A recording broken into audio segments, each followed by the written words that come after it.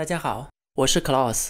上一期视频，我们从台湾岛的形成、最早的三国时期吴国造访宜州、元朝设立澎湖巡检司、郑成功的台湾政权、清朝统治下的台湾等等，详细的分析了台湾的归属问题，可以说是完美的否定了台湾自古以来属于中国的说法。这一点得到了广大网友的认同，甚至都没有收到5毛小粉红的抗议。但是在关于二战日本投降之后，在台湾属不属于中华民国这个问题上，依然在很多网友之中产生了争议，也就是所谓的台湾主权未定论。台湾主权未定论曾一度进入台湾的历史课本，引起很大风波。台湾主权未定论是主张台独人士的主要理论依据。本次节目会结合历史背景，分析台湾主权未定论的产生背后不为人知的故事。这并不是一个否定台湾主权未定论的节目，请不要先入为主。有什么疑问，请一定要看到最后再留言，谢谢。好了，我们马上开始。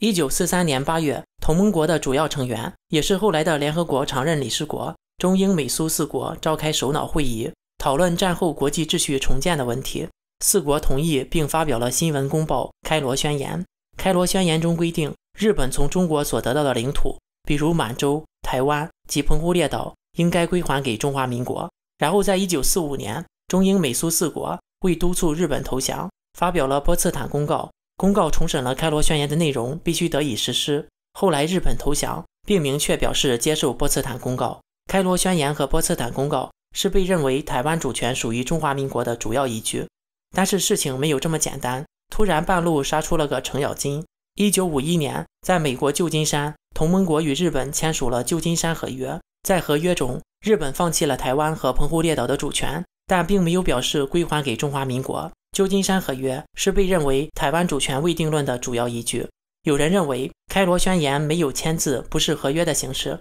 所以不具有法律效力。首先，我们要考虑当时的历史背景。1943年正值第2次世界大战焦灼的时刻，因为战争原因，4国首脑并没有同时聚集到一起，在时间安排上也是非常的匆忙。以和平年代的标准去衡量战争时期的历史事件是有失公允的。第二，虽然开罗宣言没有签字，但是波茨坦公告是4国首脑都签名的。波茨坦公告重审了开罗宣言的内容，所以能够弥补开罗宣言没有签字。之后的日本天皇签订的投降书明确表示接受波茨坦公告，日本降书被列入联合国条约集，对参与的国家都有法律约束力。另外，从一个当时的历史故事也能反映出开罗宣言的重要性。开罗宣言最初由美国起草，然后在讨论草案的会议上，英国代表提出将草案中的归还中华民国加上条件，必须日本先放弃。以外交部长身份随蒋介石出席的中华民国代表王宠惠先生据理力争，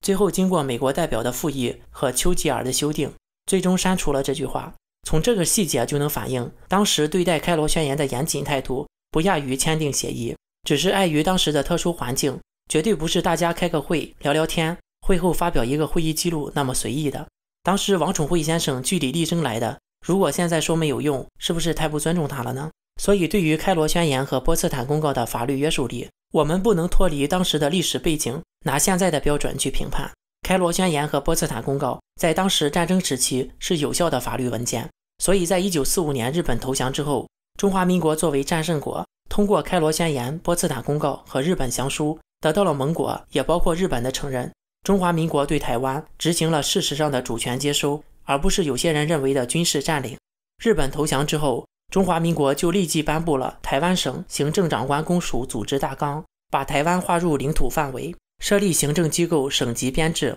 1945年10月，台湾省行政长官公署开始运作。1946年1月，中华民国将台湾人的日本国籍改为中华民国国籍，已经完全拥有了台湾的主权，并不是像有些人认为的中华民国买了房子没有完成交屋程序，因为事实上主权移交已经完成。日本被蒙军占领，在古代就相当于灭国，已经没有了国家主权。中华民国接收台湾主权，不需要像清朝割让台湾给日本一样签订协议。旧金山合约的出现，简单来讲就是同盟国的出尔反尔，之前说好的把台湾给中华民国，后来又不给了。打个比方，就像是同盟国通过开罗宣言和波茨坦公告，把台湾许配给了中华民国做老婆，在1945年也办了婚礼，入了洞房，婚姻完全合理合法。这在当时也得到了所有人的认可。1950年的1月5日，在旧金山合约出现之前，美国政府在记者会上做过一个声明，以下为原文：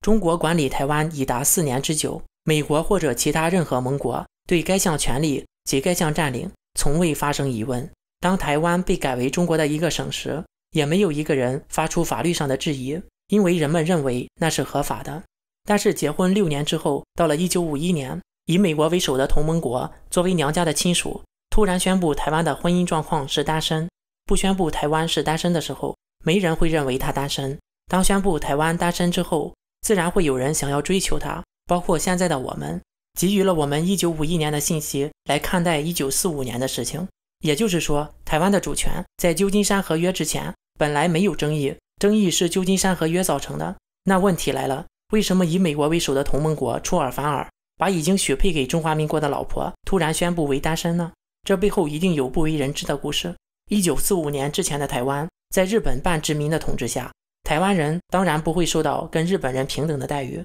但就整体的社会而言，经济发达，社会治安稳定。但中华民国接收之后，官员贪污腐败，军纪败坏，导致通货膨胀，失业严重，最终在1947年政府使用公权力不当，造成民众死伤，而成为导火索事件。在2月28日开始，引起台湾民众大规模抗议，国民政府出动军队血腥镇压，一共造成了2万多民众的死亡。这次事件被称为228事件。紧接着台湾开始了长达38年的戒严。228事件之后，纽约时报讨论中国对台湾未取得条约正式化，英国国会也出现了讨论台湾法律地位的议题。1948年秋，国民党在国共内战中节节败退，每况愈下。到1949年底，中华民国大陆地区已全部沦陷，中华民国撤退到台湾，有效统治范围只剩台澎金马。1950年1月，美国政府声明台湾的主权地位需要签订条约来解决。所以到这里，我相信大家已经明白了，为什么许配给你蒋委员长的小媳妇办了婚礼又入了洞房，却突然变单身？原来不仅是你老蒋有家暴行为，而且公司倒闭，濒临破产，那自然娘家的亲戚就不愿意了，把台湾交给你，根本就保证不了台湾的幸福。所以本来不需要签订的协议就变成了漏洞，这一点老蒋自己也清楚。所以把台湾主权问题加到旧金山合约里面，是后来人有目的的设计。这从旧金山合约的本身也能看出来。旧金山合约签订的主要目的是为了解决日本在2战战后的政治地位。合约生效之后，日本结束了长达7年的盟军占领时期，并恢复了正常国家的地位。合约在第2年生效，也就是说，日本作为战败国被盟军托管一直到1952年。这段时间，日本连自己的本土都没有主权，何来的资格放弃台湾的主权？当然也就更不会影响到中华民国在台湾的主权。就像朝鲜和韩国也不需要日本放弃朝鲜半岛的主权，两个国家早就在1948年就独立了。所以一直到1952年日本恢复主权之后，才开始单独和其他国家签订协议，包括1952年的中日合约。再说了，日本在投降的时候已经放弃过台湾的主权了，为什么还要签合约再放弃一次？放弃只需要一方就可以，不需要签订合约，因为单纯只是放弃主权，又不是转让主权。所以说，旧金山合约里面关于台湾的内容，也就是单单这一句放弃台湾的主权，完全是废话。因此，有些人强调旧金山合约是条约，法律地位高于开罗宣言和波茨坦公告，这种对比是没有意义的。旧金山合约里关于台湾的内容就是一句废话，它的地位再高有什么用？开罗宣言和波茨坦公告把台湾主权给了中华民国，如果说旧金山合约把台湾主权给了另一个国家，这个时候强调旧金山合约法律地位高才有意义。也就是说，旧金山合约里关于放弃台湾的主权，目的不在于放弃，而是为了突出放弃之后没有接收的一方有意的造成台湾的领土争议，把台湾的婚姻状况从已婚强行改为单身，把死期变成活期。在中华民国守不住台湾最终要破产的时候，美国可以借盟军托管地为由，军事介入台湾海峡，阻止中共的统一。所以这在当时旧金山合约并没有受到中华民国的抗议，而是得到了苏联和中共的严厉谴责，不惜退席抗议。旧金山合约在当时的历史背景下是为了保护中华民国而产生的，而不是有意的剥夺中华民国在台湾的主权。这一点让很多人产生误解。但即便如此，又不可否认旧金山合约造成了台湾的主权争议，给予了台湾人民追求独立的法律依据。好了，本次节目就到这里，感谢所有收看的观众朋友们，我是 Klaus，我们下次再见。